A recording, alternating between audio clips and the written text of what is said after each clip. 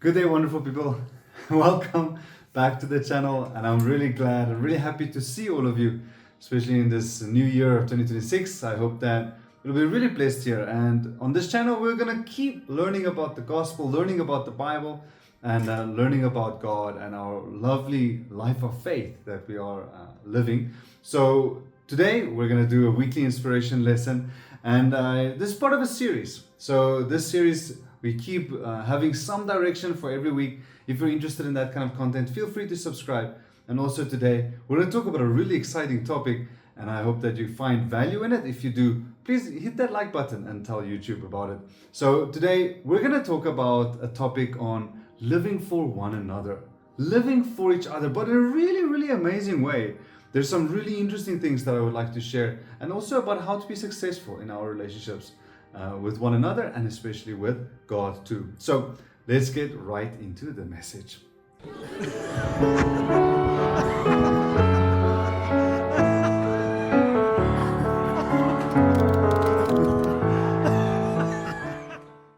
Now, for today, we're gonna have a look at one scripture, and that is the greatest commandment. It is in Matthew 22, verse 37 to 40. Jesus replied, "Love the Lord your God with all your heart and with all your soul and with all your mind. This is the first and greatest commandment. And the second is like it. Love your neighbor as yourself. All the law and the prophets hang on these two commandments." So, with that, let's get into this message that has this really incredible secret of becoming one through peace and unity. Now, let's start off with a question. Have you ever felt like you're working really incredibly hard, you're putting in all the effort, but you have nothing really to show for it? It's a really frustrating feeling that to have that happen. Right? You can imagine, for example, a fisherman.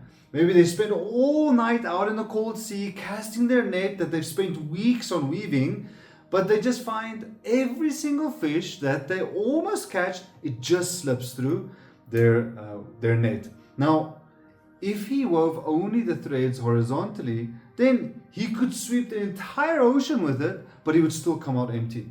Why? Because a proper net, it must be woven both horizontally and vertically so that they can catch anything at all. For our lives, our hearts, it works in the same way. If we only live for ourselves, right, or we only think only about the things without taking action on it, we only have it in our hearts, then there's nothing that we can gain in reality. We have to weave our hearts both physically and spiritually, horizontally and vertically, and then we can gain the blessings of both the earth and heaven. But spiritual inspiration, it is a really beautiful gift, but it's like a passing breeze. And if we don't act on it like immediately, then that inspiration, it just simply brushes by and it vanishes forever. But if we want to see results, we have to take that inspiration, that intuition, and we have to turn it into actual work. And this is the foundational principle. Results only appear as much as the task is actually done. And think about the world around us, right? Can you notice everything, it exists in pairs? Right? It's the principle of relativity. Right? Just like the air that we breathe. Right? You cannot only inhale all the time. You have to also exhale. Otherwise, life stops. Right? Now, this duality, it's everywhere. Right? We have plus and minus poles. We have high and low pressure. Even the terrain of the earth. It rises some places and it falls other places. So if you want to go up again, then you have to be willing to come down first. This is a balance. This is what allows life to function. This is what allows creation to happen. And when two different worlds combine, then something entirely new, something unique is born from it. Consider even colors. If we have black and white, on their own they're just single shades. But when they unite, this beautiful gray is born from it. It's true even for the beginning of life itself. One thing about the sperm and the egg, it's where they unite, where otherwise they would just end as they are, right? But when they unite, they bring forth a living being. And this is the profound lesson. When unity is what creates new life. Now, why is it then that so many people struggle to get along? Especially if we think about marriages, maybe close friends that you have. Why is it so hard to really unite, even though that is what creates new life? Well, often we fail to become one because we just don't understand that secret principle of unity. So let me share something that I've learned, something very profound. Every human being, we all have this dual existence. Right? A man is not 100% masculine, but a man is composed of maybe around 70% masculinity. There's variations, but they also have about 30% of femininity. Whereas the women have about 70% of their feminine nature, but they also have around a 30% masculine nature as well. Why? Well, because we're born with both elements from our parents. Right? The woman, we have a father and a mother. So we have both of their natures, we have both elements. Right? A woman, she has flesh like a woman, but she has the bones like a man. Right? The man, he has the bones like a man, but he also has the flesh like the woman. So how then do we stop fighting? How do we stop misunderstandings? Everyone, the secret is this. It is to relate to the other person using the part of them that is inside you. Everyone, this is a profound secret. Right? If a man tries to understand a woman, but he uses only his primary masculine heart and masculine nature, then he'll be confused. He'll fail to connect. In the same way, if he uses that 30%, that feminine nature, this feminine heart that he has within himself to relate to her, well, then they will connect immediately. In the same way, for a woman too, relate to a man through their internal masculine understanding, then there will be a connection.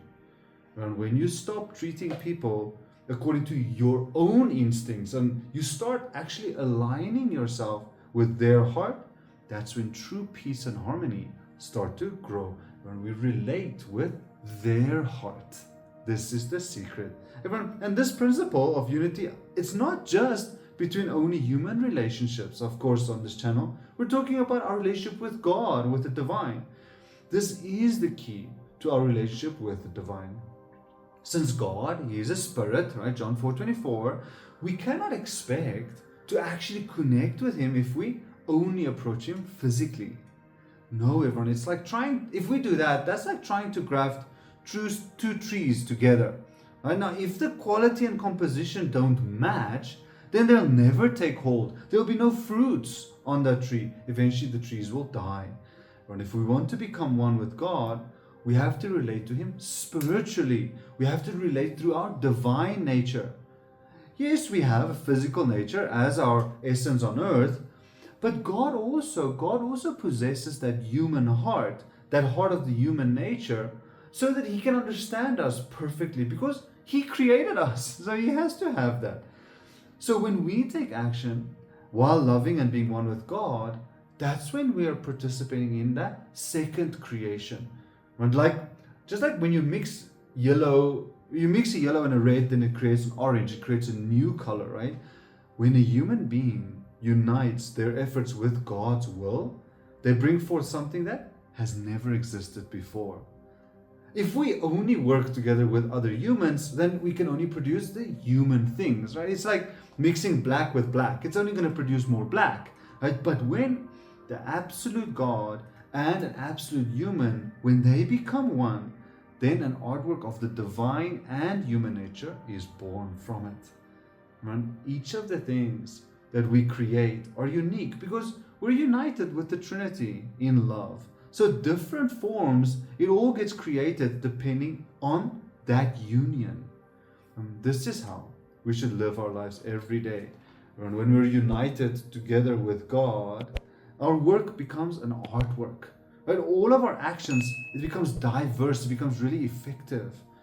Now, whether we're working on a task or building a relationship or whatever actions we are taking, that union of the heart and actions, the two together, creates something new. If the union is spiritual, then of course it's fulfilled in the heavenly kingdom. If that union of heart and actions is physical, then it fulfills God's will on the earth. In Genesis 1:26, it tells us, God created us in His image, in His likeness. So, it's only natural for us to find our greatest joy and greatest purpose when we are creating, when we are living in unity with God. By living for one another, even whether it be the vertical or horizontal relationship, by living for one another, understanding each other's hearts, we move away from the darkness of isolation. We go into that vibrant colors of life of living in harmony.